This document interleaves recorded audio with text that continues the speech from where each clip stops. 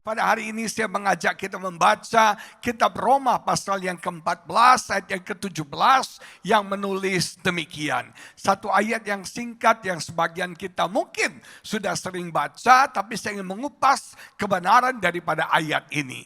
Roma 14 ayat 17 menulis demikian. Sebab kerajaan Allah bukanlah soal makanan dan minuman, tetapi soal kebenaran, damai sejahtera dan sukacita oleh Roh Kudus. Nah, saudara sekalian, ada satu kata yang menarik muncul dalam ayat ini adalah kerajaan Allah. Sebagai orang percaya, kita tidak begitu mengerti, kita tidak begitu paham tentang konsep kerajaan Allah. Padahal kerajaan Allah ini merupakan hal yang sangat penting. Kalau Anda pelajari Alkitab dari kitab Kejadian sampai Wahyu, tema Alkitab adalah kerajaan Allah. Rencana Tuhan di muka bumi ini adalah membangun kerajaan Allah di bumi ini. Makanya doa Yesus berkata, datanglah kerajaanmu di bumi seperti di surga. Ketika Tuhan menciptakan Adam, saudara sekalian, tugas Adam adalah menghadirkan kerajaan Allah di muka bumi ini. Makanya berkat pertama Tuhan kepada Adam dikatakan beranak cuculah dan bertambah banyaklah. Nah, seringkali konteks ayat ini kita pahami dengan salah. Banyak orang berkata berkat Tuhan kita punya keturunan, kita beranak cucu. Tapi dalam bahasa aslinya kata yang dipakai adalah be productive and be multiplied. Artinya berkat Tuhan di tahun 2024 bagi setiap jemaat Tuhan, hidup kita produktif, hidup kita menghasilkan, bisnismu produktif, usahamu produktif, pekerjaanmu produktif, pelayananmu produktif, nama Tuhan dipermuliakan. Amin, saudara. Lihat kiri kanan bilang produktif. Produktif, menghasilkan, tidak ada yang mandul, semuanya produktif, tidak ada yang macet, tidak ada yang stuck, semuanya produktif. Yang kedua dikatakan be multiplied, berlipat kali gandalah. Apapun aset yang Anda miliki akan berlipat-lipat kali ganda. Itu berkat Tuhan buat setiap kita. 1 menjadi 2, 2 menjadi 4, 4 menjadi 8, 8 menjadi 16, itu adalah lipat kali ganda. Tapi kemudian dikatakan berkuasalah atas semua ciptaan Tuhan. Dalam bahasa Inggris dikatakan take dominion. Dan waktu saya mempelajari kata take dominion itu, saudara, saya kaget. Ternyata kata dominion itu berkuasa. Kata berkuasa bukan dikuasai, tapi berkuasa. Memerintah bukan diperintah. Menaklukkan bukan ditaklukkan. Nah, ketika kita pelajari kata berkuasa itu berbicara tentang pemerintahan. Artinya ada government, ada pemerintahan. Tuhan menciptakan Adam dan Tuhan menempatkan Adam untuk menjadi wakil daripada kerajaan surga di muka bumi ini. Untuk menghadirkan kerajaan surga di muka bumi. Tapi sayang, Adam gagal. Adam gagal. Dan kalau kita pelajari ke bangsa Israel, Anda pelajari. Sebegitu banyak bangsa pada zaman itu, Tuhan pilih bangsa Israel, dan satu hal yang unik, semua bangsa di dunia ini punya raja, kecuali bangsa Israel. Bangsa Israel nggak punya raja. Kenapa? Karena Tuhan ingin menjadi raja untuk mereka. Nah, saudara sekalian, tapi sayang, bangsa Israel ingin seperti bangsa-bangsa yang lain yang punya raja. Maka mereka minta sama Tuhan seorang raja. Alkitab berkata ketika mereka meminta raja, mereka sedang menolak Tuhan menjadi raja.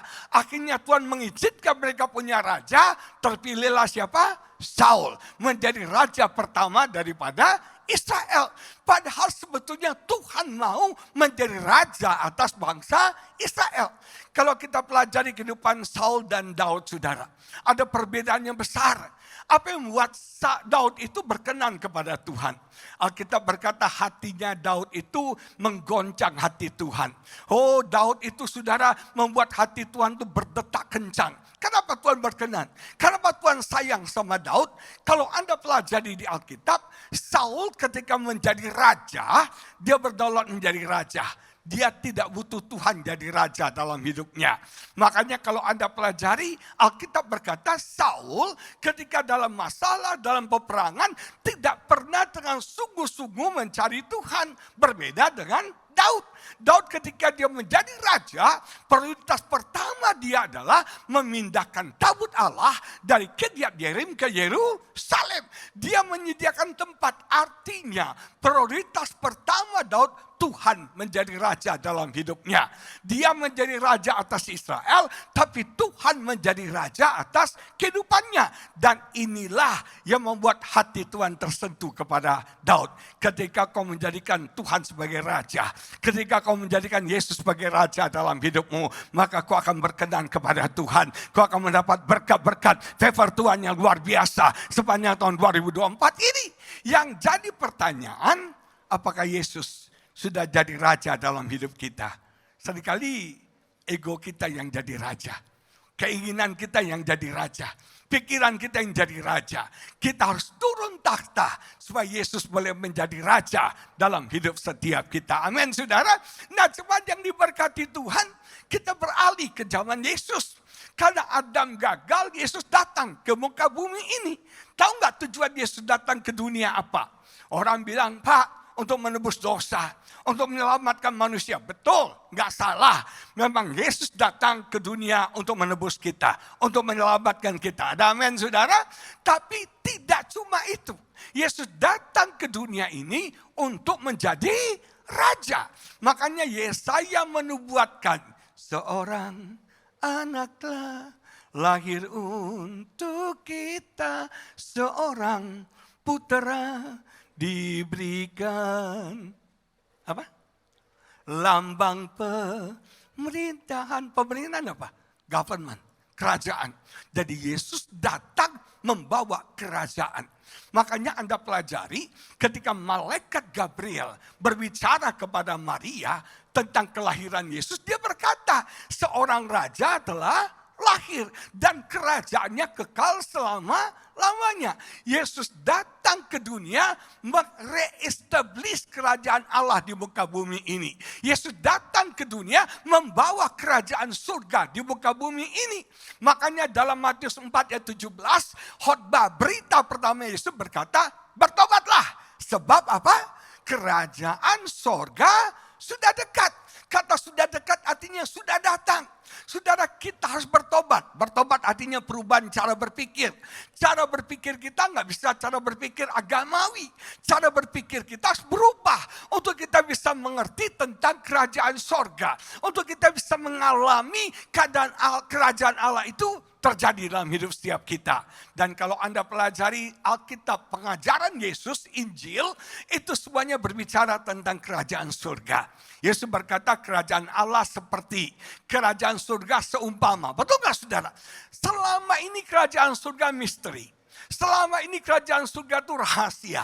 Tapi Yesus datang ke dunia unlock, membuka misteri itu. Yesus datang ke dunia menyingkapkan kerajaan surga kepada setiap kita. Artinya apa? Tuhan mau semua jemaat NDC mengalami kerajaan surga terjadi dalam hidupnya. Nama Tuhan dipermuliakan, amin.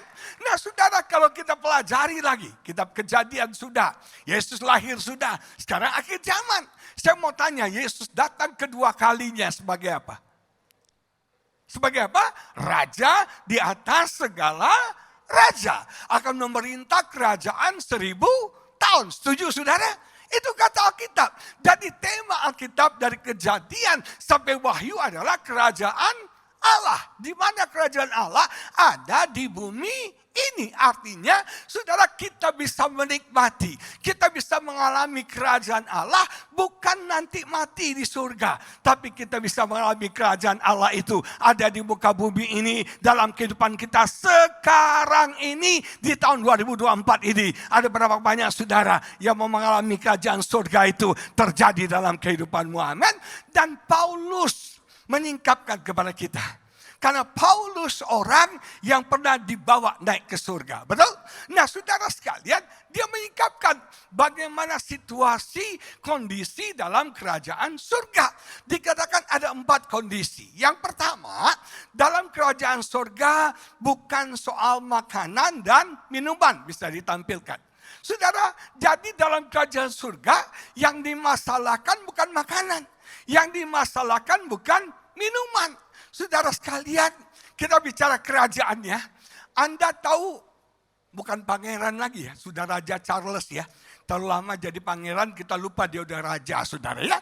Nah, pernahkah Anda tahu orang-orang keluarga kerajaan Inggris pernah mikirin soal makan besok apa, minum besok apa? Gak pernah. Betul gak? Mereka nggak pernah memikirkan. Rakyat kerajaan tidak pernah mempersoalkan makanan dan minuman. Karena makanan minuman itu tanggung jawab kerajaan. Kesejahteraan rakyatnya tanggung jawab sebagai seorang raja. Sepanjang diberkati kalau Yesus jadi raja dalam hidup kita.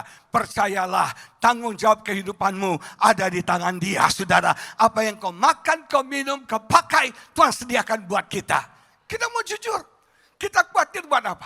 Apa yang buat kita khawatir? Kita selalu khawatir yang pertama soal apa yang akan kita makan. Siak itu penting, saudara. Betul nggak? Bagi orang-orang tertentu siak itu penting. Makanya bisnis makan, bisnis siak itu nggak pernah habis. Kemarin ada teman saya pendeta dari Singapura datang. Saya ajak jalan di PIK, saudara. Dia bingung, dia bilang PIK ini luar biasa. Dari ujung ke ujung makanan semuanya. Kita kelilingi satu hari satu restoran. 5 tahun belum selesai, saudara. Begitu banyak restoran. Cia. Betul gak, saudara? Orang cia. Makanya kalau saya ke Medan, ada orang Medan sini. Di Medan itu unik, saudara. Saya punya teman, dia bilang, Pak, rumah saya depan galon. Saya cari galon, saudara. Nggak ada. Rupanya galon itu di Medan pom bensin, saudara. Saya punya teman tinggal di Kelapa Gading. Dia naik bajai. Dia bilang, Bang, saya mau ke pajak, katanya. Dibawa sama supir bajai ke kantor pajak, saudara. Maksud orang Medan pajak itu apa? Pasar, saudara. Nah, coba yang diberkati Tuhan, uniknya Medan, itu Medan unik. Kalau kita ke Medan, ketemu teman-teman saya, selalu bilang, Ancualo. Dan kata selanjutnya, kalimat selanjutnya apa? Siapa boy? Sudah makan belum? Betul gak, saudara? Mereka gak tanya lu sehat gak, bisnis lu oke gak. Nanyanya sudah makan. Jadi makan itu penting. Siak itu penting sekali. Makanya makanan terenak di dunia ada di Medan, saudara. Nah, cuma yang diberkati Tuhan, bahkan saudara, status sosial orang ditentukan dari siaknya, dari makanannya. Status yang paling rendah kita kenal bocia. Apa? Bocia, enggak ada makan. Status lebih tinggi lagi namanya kaucia. Kaucia itu apa? Cukup-cukup makan. Status lebih tinggi lagi apa? Cuancia. Makan enak. Ada cuan kita cia. Betul gak, saudara? Tapi yang paling tinggi cia beliau, saudara. Cia beliau itu artinya makannya gak habis-habis. Betul gak? Cia. Saya mau nanya nih. Bapak ibu ini kerja buat apa? Bapak ibu bisnis cari uang buat apa? Demi sesuap nasi. Sebongkah berlian. 10 Ferrari. Betul gak, saudara? Betul gak, coba? Lu kerja buat apa? Buat cari sesuap nasi. Buat siap. Buat makan. Saudara sekalian, makan itu begitu penting buat kita. Dulu makan itu penting sekali buat saya. Saya cerewet sekali makan. Saya milih sekali makan. Tapi sekarang saya sadar. Apapun yang kita makan, enaknya cuma 20 senti, saudara. Enaknya cuma 20 senti. Anda makan enak-enak. Enaknya 20 senti sudah tuh jadi ampas. Makanya gak usah cerewet suka soal makan. Jangan banyak cincong soal makan. Makan tuh enaknya cuma 20 senti. Ribut soal makan. Ribut soal minum. Orang kerajaan Allah tidak mempermasalahkan makan dan minum. Karena kerajaan bertanggung jawab untuk mensuplai semua yang rakyatnya perlukan. Makanya jemaat Tuhan, jangan khawatir soal makanan. Jangan khawatir soal minuman, amin saudara. Jangan khawatir. Dan saya pelajari bahwa Bapa di surga tahu kita memerlukan semuanya itu, amin. Bapak tahu semua kita perlukan. Dia tahu kita perlu makan dan minum. Dia supply semuanya buat kita. Makanya saya baca di Alkitab dalam salah satu terjemahan bahasa Inggris dikatakan gini, Tuhan ingin kita tuh relax, saudara. Apa? Relax. Lihat kiri kanan. Relax. Relax. Tapi fakta kenyataannya, apakah kita sudah relax? Belum. Kita stres. Kita depresi. Kita apa, saudara? Kita stres, depresi, kita takut, kita khawatir. Betul gak? Kita gak rileks. Terus dikatakan oleh Alkitab, kenapa Tuhan ingin kita rileks? Supaya kita itu tidak terlalu berpikir untuk mendapatkan. Tapi Tuhan mau kita menerima berkat Tuhan. Seringkali attitude kita, sikap kita, saya mau mendapatkan yang lebih lagi. Saya mau meraih yang lebih besar, lebih kaya, lebih sukses, lebih lagi. Kita mau getting, dan getting. Betul gak, saudara? Nah, ini yang buat kita stres, ini yang buat kita depresi, ini yang buat kita khawatir. Kenapa kita nggak rileks dan punya attitude menerima berkat Tuhan dalam hidup kita? Percayalah, kita punya Bapa yang bertanggung jawab, yang mensuplai semua yang kita perlukan. Yang penting kita terima, we receive God blessing dalam hidup kita. Punya attitude menerima nggak? Amin. Banyak kita orang Kristen nggak menerima. Lihat kita terima. Bukan cuma mendapatkan, tapi menerima. Hidup makan rileks, hidup makan santai. Dan dalam kerajaan surga, bukan soal makanan dan minuman. Yang masih berantem soal makan, yang masih ribut soal minuman, saya mau beritahu stop. Dalam kerajaan Allah itu gak diributkan. Dalam kerajaan Allah itu gak dipusingkan. Setahu saya Pangeran William gak pernah pusing besok mau makan apa. Betul gak, saudara? Sudah pikir orang kerajaan Inggris masa bodoh. Semuanya sudah tersedia. Semua sudah terhidangkan dan percaya dengan iman. Terima berkat Tuhan 2024. Tuhan akan menyediakan, mencukupkan semua yang kita perlukan. Jangan khawatir. Yang butuh jodoh, percaya jodoh terbaik Tuhan berikan buat setiap kita. Yang butuh rumah tangga yang bahagia, percaya Tuhan sudah sediakan buat setiap kita. Amin. Yang kedua, kerajaan Allah dikatakan soal apa? Kebenaran. Kalau kita bicara tentang kerajaan, kita bicara tentang hukum. Betul, saudara? Sebuah pemerintahan harus punya hukum. Supaya teratur, supaya rapi. Apa bedanya hukum manusia dengan hukum Allah? Nah, hukum manusia dibuat oleh manusia. Kita negara republik, negara demokrasi. Saya mau nanya, kedaulatan tertinggi di tangan siapa? Rakyat yang pilih presiden. Rakyat semua yang berdaulat. Artinya hukum yang buat siapa? Rakyat. Yang tetapkan hukum siapa? Rakyat, DPR. Betul gak, saudara? Yang menetapkan hukum rakyat. Saya mau nanya, hukum yang dibuat rakyat sempurna gak? Tidak. Ada celahnya. Betul ya? Ada kurangnya. Ada salahnya. Ada pengacara ya sini ya. Seorang pengacara bisa menang. Kenapa? Saya punya teman pengacara. Saya bilang, bro, ini kan sudah ada hukumnya. Kenapa kok Anda bisa menang? Artinya dia bilang gini, seorang pengacara yang pintar, dia mempelajari hukum, karena hukum ini dibuat manusia, bisa ada kurangnya. Bisa ada celahnya. Dan pengacara yang hebat mengambil bagian kurang itu, mengambil celah itu, dan jadi menang, saudara sekalian. Hukum manusia tidak sempurna. Hukum manusia banyak kurangnya, tapi hukum Allah itu sempurna. Hukum Allah tidak ada kurangnya. Amin, saudara. Saya mau nanya, hukum manusia bisa dirubah enggak? Bisa. Terjadi, betul nggak, saudara? Bisa dirubah, amandemen bisa mengubah, undang-undang bisa mengubah hukum, saudara. Tapi saya mau tanya, hukum kerajaan Allah bisa dirubah nggak? Enggak, tetap dan kekal untuk selama-lamanya.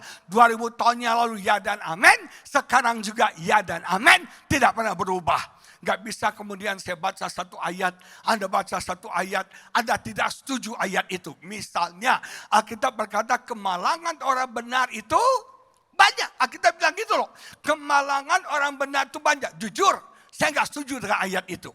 Saya mau berkata berkat orang benar itu banyak. Saya amandemen nih. Saya kumpulkan semua pendeta-pendeta, semua ketua sinode, semua bishop-bishop. Saya kumpulkan, kita rapat. Saya katakan, saya gugat ayat ini. Saya tidak setuju. Saya maunya berkat orang benar itu banyak. Saya bertanya, bisa dirubah gak? Gak bisa dirubah. sampai kapanpun, sampai kekal. Hukum Allah ya da amin. Dan pasti terjadi. Nah saudara, kalau kita bicara kebenaran, kita bicara kita melakukan hukum kebenaran itu. Selama Anda dalam kerajaan Allah, Anda harus tunduk pada hukum kerajaan Allah. Anda taat pada hukum kerajaan Allah. Orang tanya, Pak, kenapa saya sebagai istri harus tunduk sama suami? Apa? Kenapa, Pak?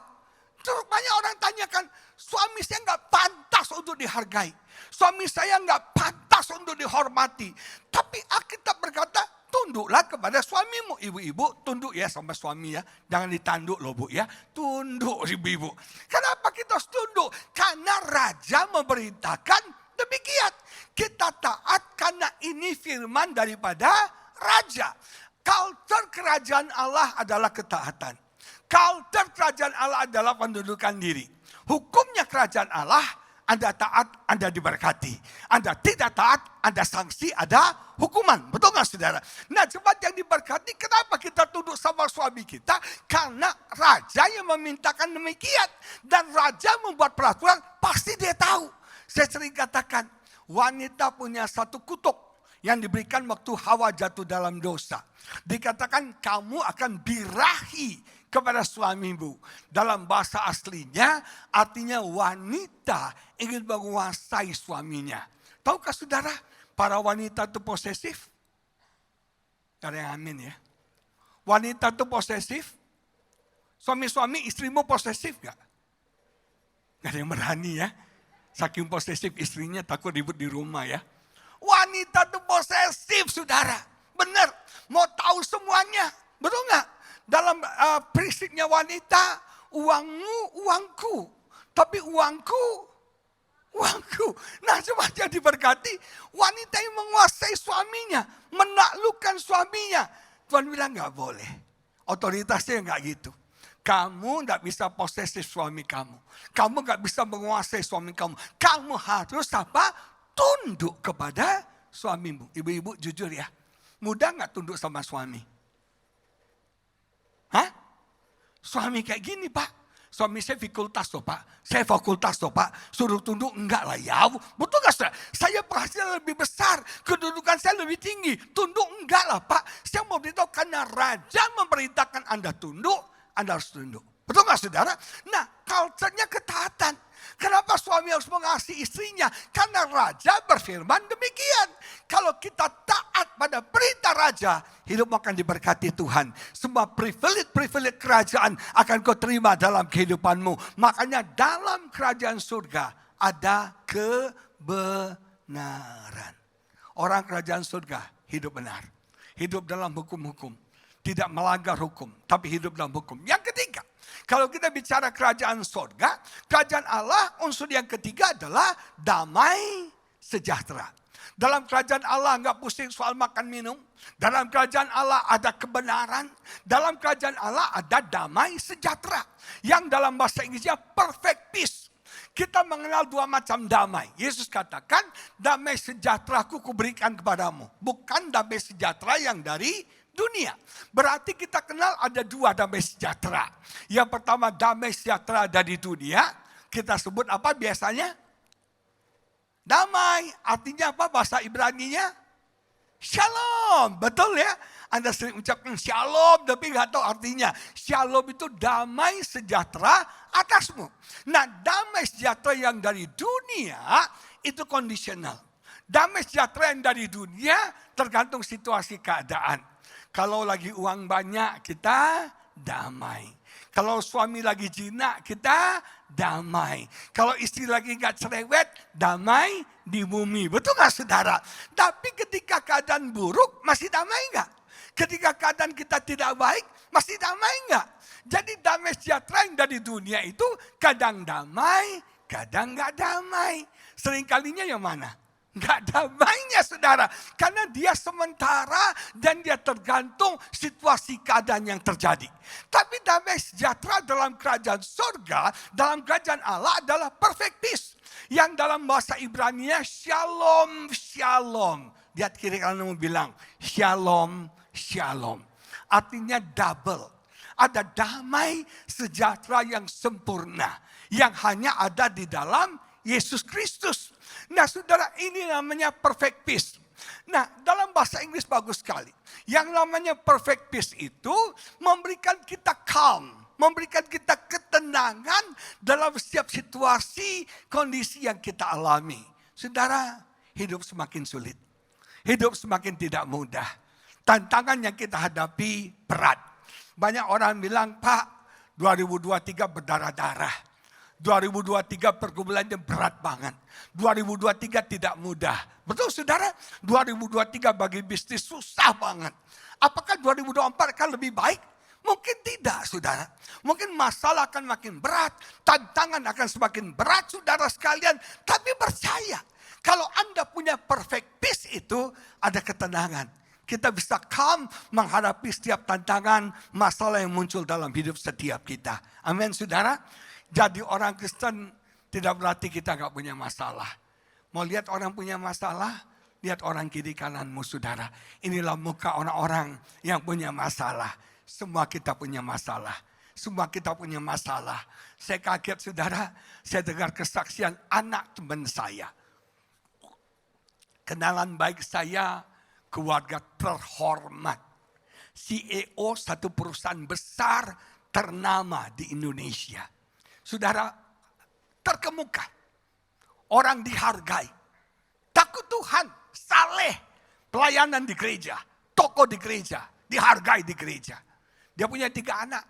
2 anak perempuan, 1 anak laki-laki. Saya melihat kehidupan mereka perfect, sempurna. Tapi ternyata yang sempurna tidak ada di muka bumi ini. Yang sempurna cuma Allah kita. Amin saudara. Sehebatnya manusia. Pasti ada masalah. Pasti ada pergumulan. Saya baru tahu. Dia punya anak paling kecil. Laki-laki satu-satunya. Laki-laki satu-satunya. Umur 26 tahun. Mengalami gangguan kejiwaan. Dia suka mendengar suara. Memang anak ini dari kecil suka stres. Tapi umur 26 mencapai puncaknya. Dia dengar suara. Suara itu berkata sakiti diri kamu. Sakiti diri kamu. Jadi diambil silet, dia sakiti mukanya. Dia sakiti badannya, dia sakiti saudara. Nah makin lama makin parah. Ketika dia terluka, ketika dia sakit dia senang, dia puas. Nah satu hari dia lagi bawa mobil, keadaan makin parah. Tiba-tiba ada suara di hatinya bilang, tabrak orang depan kamu. Tabrak orang depan kamu. Tanpa pikir panjang dia tabrak saudara. Itu suami istri naik motor dan suami istri itu ada di bawah mobilnya. Puji Tuhan gak mati saudara.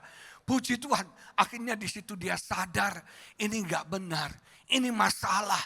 Bisa-bisa saya bunuh orang tua saya karena suara itu berkata demikian. Akhirnya dia ke psikiater dan waktu dianalisa dia menderita 4 macam sakit jiwa, 4 macam sakit jiwa. Yang saya ingat ya, compulsive disorder. Apakah compulsive disorder? Orang yang melakukan sesuatu itu berulang-ulang. Berulang-ulang dia lakukan. Berulang-ulang dia lakukan. Ada orang saudara beresin gorden, bolak-balik diberesin gordennya. Ada ya? Ada orang cuci tangan satu hari 378 kali saudara. Betul nggak ya? Orang namanya compulsive disorder. Sudah disapu lagi. Sudah disapu lagi. Ada yang kayak gitu kan? Itu penyakit manusia akhir zaman sudah. Nah dia tuh nggak boleh lihat kotor. Dia harus rapi dalam posisi dia. Kalau ini berubah dia stres. Bisa seharian dia beresin itu saudara dalam posisi yang tepat. Yang kedua dia bipolar. Yang ketiga dia punya satu masalah schizophrenia. Yang punya kepribadian ganda. Yang satu lagi saya lupa namanya. Namanya aneh saudara. Jadi orang ini anak keluarga terhormat, terkemuka, rohani, dari kecil sekolah minggu menderita 4 macam sakit jiwa. Saudara kalau Anda punya anak kayak gitu syok nggak saudara? Karena mungkin dia frustrasi, dia kecewa. Kenapa dia mengalami hal ini? Dia terlibat narkoba. Dia terlibat narkoba dan luar biasa singkat cerita, satu hari dia koma. Dia koma 4 hari. Dalam koma dia mimpi ketemu Yesus. Dan akhirnya dia disembuhkan, tapi hadiahnya adalah dia ternyata menderita HIV, AIDS. Saudara, umur 20-an, umur 30 waktu itu. 4 sakit jiwa plus apa? AIDS. Saudara, jadi orang tua malu gak sih? Aduh, waktu saya dengar cerita anaknya. Memang mamanya suka tanya, Pak, sekolah Alkitab apa buat anak saya. Saya nggak kira anaknya sedemikian parah. Saya WA mamanya, saya bilang, Ci, saya nggak kira loh. Sebegitu hebat penderitaan anak kamu. Nama anaknya Immanuel. Ya artinya Allah menyertai. Mamanya bilang, Pak, kalau bukan karena Tuhan, kita nggak sanggup menghadapi masalah ini. Kami nggak kuat menghadapi masalah ini. Tapi hebat, dalam kerajaan surga ada damai sejahtera Allah yang memberikan kita ketenangan sekalipun badai terjadi. Yang memberikan kita ketenangan sekalipun keadaan chaos. Yang kedua, kata yang dipakai dalam perfect peace itu adalah damai sejahtera Allah itu memberikan kita kekuatan. Memberikan kita keberanian dalam kita menghadapi tantangan kita. Jangan jadi pengecut. 2024 tantangan kita berat. Tapi kita mau hadapi bersama dengan Tuhan. Karena kita tahu Tuhan menyertai setiap kita. Amin saudara. Jangan pengecut, jangan lari dari masalah. Hadapi tantangan, penuh keberanian. Dan percaya ada kekuatan Tuhan menyertai kita. Seringkali dalam hidup ini kita berkata, Pak, saya nggak sanggup, saya nggak mampu, saya nggak bisa. Saya punya teman saudara, seorang hamba Tuhan. Tiba-tiba suaminya meninggal, tiba-tiba meninggal GERD saudara. Tiba-tiba jatuh, meninggal saudara. Dia kaget, tiba-tiba jadi janda. Dalam tiba-tiba waktu jadi janda. Dia punya anak 3. Anak kebanggaannya, anak kesayangannya yang paling besar. Itu sekolah di Australia saudara. Dia sekolahkan dengan baik, anaknya bekerja sama di sekolah. Sekarang anaknya pacaran sama satu cewek saudara. Dan cewek itu posesif banget, makanya ibu-ibu cari jodoh yang terbaik buat anakmu. Audisi dulu sudah. Ternyata cewek itu sakit jiwa, anak diposesif, hubungan anak ini dengan mamanya diputuskan. Dengan saudaranya diputuskan. Bayangkan, teman saya tidak tahu anaknya ada di mana, masih hidup atau tidak. Dia kecewa sekali, dia sedih sekali. Tapi luar biasa, kalau kita punya damai sejahtera yang sempurna, kita akan kuat menghadapi seberat apapun tantangan yang terjadi dalam hidup setiap kita. Amin saudara, lihat orang kiri kanan bilang kuat dan berani. Kuat dan berani. Kenapa? Ada damai sejahtera. Yang keempat, dalam kerajaan surga bukan cuma soal pusing soal makan minum. Dalam kerajaan surga soal kebenaran, soal damai sejahtera dan sukacita. Ini sukacita oleh Roh Kudus. Sukacita beda sama bahagia. Bahagia itu sementara. Kata bahagia itu happiness, betul? Dari kata happening, artinya apa? Bahagia itu tergantung apa yang happen sama kita. Bahagia itu tergantung apa yang terjadi pada kita. Makanya orang bahagia selalu berkata gini, if I have this, then I will be happy. Kalau saya punya harta banyak, saya punya rumah mewah, dan saya akan bahagia. Bahagia selalu kondisional. Bahagia selalu tergantung situasi keadaan yang kita alami. Tapi sukacita yang dari Tuhan tidak tergantung keadaan yang kita alami. Kita setiap saat dalam masalah pergumulan pun kita bisa bersukacita. Amin saudara. Dan sukacita yang dari Tuhan itu sumber kekuatan bagi setiap kita. Anda mau kuat 2024 bersukacita apapun yang terjadi dalam hidup setiap kita. Bahagia itu feeling. Bahagia itu feeling. Tapi sukacita itu iman. Dengan iman kita bisa bersukacita. Ada satu ayat, saya ajak kita baca, Zefania saudara. 3:17-18. Kenapa kita bersukacita? Karena atmosfer kerajaan surga, sukacita. Bapa kita Bapa yang bersukacita. Dikatakan demikian. Saya tiba-tiba ingat ayat ini, saya mau bagikan buat saudara. Perhatikan. Tuhan Allahmu ada di antaramu sebagai pahlawan yang memberikan kemenangan. Percaya 2024 Tuhan jadi pahlawan buat setiap kita. Percaya 2024 Tuhan berikan kemenangan bagi setiap kita. Amin saudara. Ia bergirang karena engkau dengan sukacita. Jadi Bapa kita Bapa yang bergerak. Bapa kita Bapa yang bersukacita. Atmosfer surga penuh dengan sukacita. Banyak orang punya paradigma Bapa itu seperti opa-opa kita. Yang sudah Parkinson, yang sudah Alzheimer, yang sudah amnesia. Betul gak saudara? Saya punya mama Alzheimer. Kita datang peluk dia udah gak kenal. Kita mau cium dia tabok kita saudara. Dia gak ingat lagi.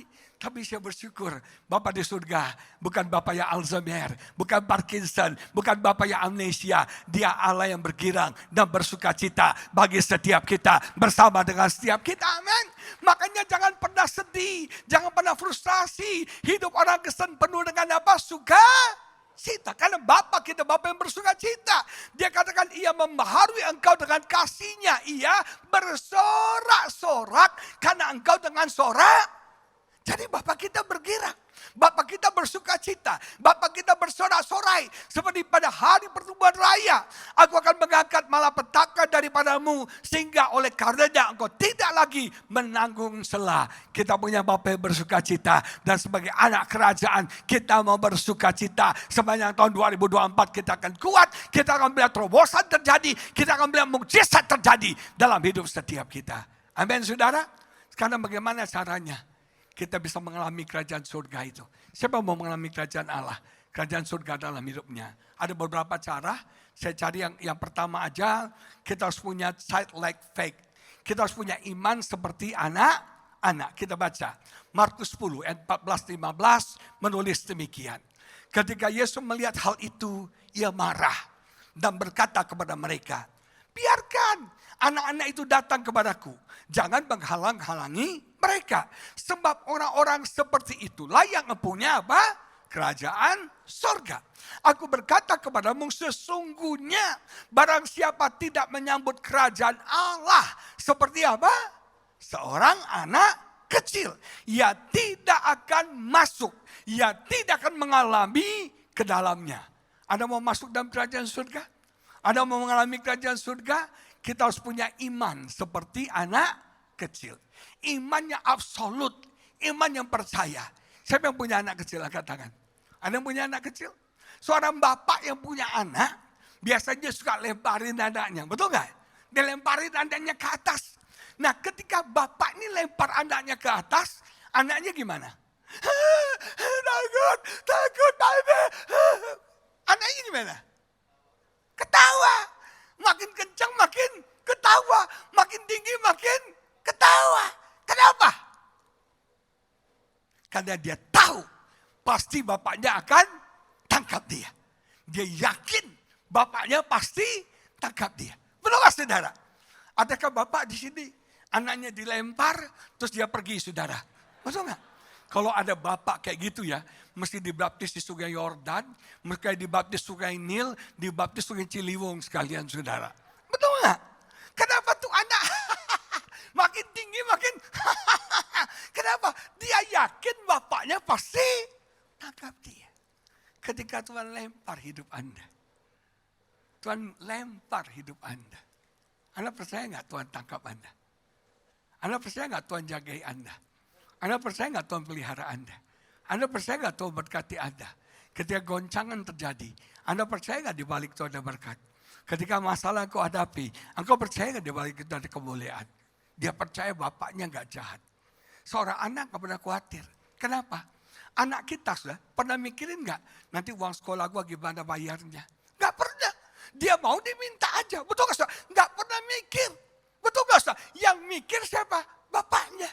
Yang stres bapaknya. Betul gak saudara? Nah cepat jadi berkati Tuhan. Kita harus punya iman seperti anak-anak. Percaya total. 2024. Hidupmu akan disertai. Ketika kau percayakan hidupmu kepada Tuhan. Bukan cuma kita percaya kepada Tuhan. Tapi kita mempercayakan hidup kita kepada Tuhan. Amin saudara. Anak-anak amin saudara. Anak-anak itu simple imannya. Anak-anak tak neko-neko.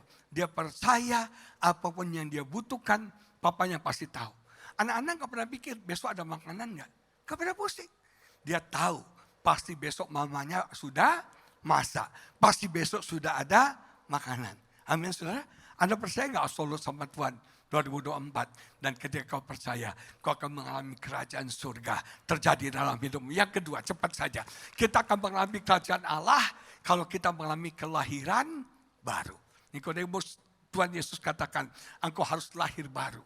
Kita lahir secara natural, saya anak Pak Lutan, nama saya Agus Sultan. Tapi saya punya lahiran spiritual, saya anak Allah, saya anak kerajaan. Dan Anda harus tahu, karena kelahiran baru, lahir dari air dan roh, dari firman dan roh, kita menjadi warga kerajaan surga. Welcome, selamat datang dalam kerajaan surga. Dan selamat mengalami, menikmati hidup dalam kerajaan surga. Gak pusing soal makan dan minum. Ada kebenaran, ada damai sejahtera, dan ada sukacita. What a wonderful word. Aduh, siapa mau seperti itu? Tidak pusing soal makan minum, soal kebenaran, damai sejahtera, dan sukacita. Saudara, sukacita aja kita nggak bisa beli. Anda cari di gelodok toko sukacita, Anda cari di gelodok toko damai, Anda bilang, Cik mau beli damai dong. Cik bilang, gue aja gak punya damai. Gue berantem tiap hari. Damai sejahtera sukacita hanya ada dalam kerajaan Allah. Anda mau mengalaminya? Alami kerajaan Allah terjadi dalam hidupmu sekarang 2024 di muka bumi ini.